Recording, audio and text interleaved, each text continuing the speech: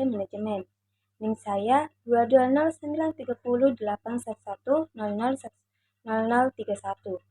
Baik, saya akan memaparkan materi saya yaitu perkembangan sumber daya manusia atau SDM. Pentingnya perkembangan sumber daya manusia atau SDM.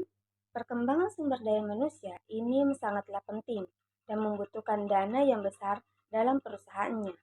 Akan tetapi, dengan biasa yang besar tersebut, hal ini merupakan investasi jangka panjang bagi perusahaan.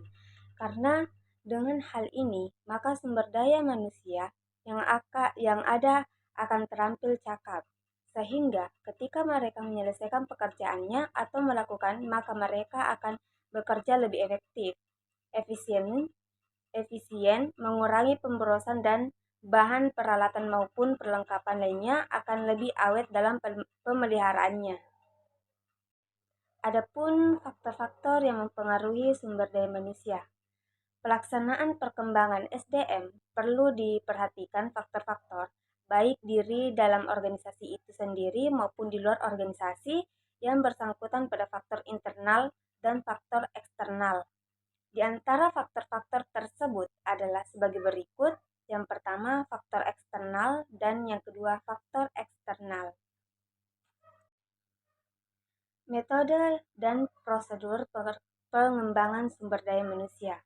Menurut Hanafi, perkembangan adalah suatu proses pendidikan jangka panjang yang mempergunakan prosedur sistematis dan terorganisir di mana karyawan manajerial mempelajari pengetahuan konseptual dan teoritis guna mencapai tujuan dan umum. Bentuk-bentuk pengembangan sumber daya manusia. Program pengembangan harus berprinsipkan pada peningkatan efektivitas dan efisiensi kerja pada masing-masing karyawan. Pada jabatannya, program pengembangan suatu organisasi hendaknya diinformasikan secara terbuka kepada karyawan atau anggota supaya mereka mempersiapkan dirinya masing-masing.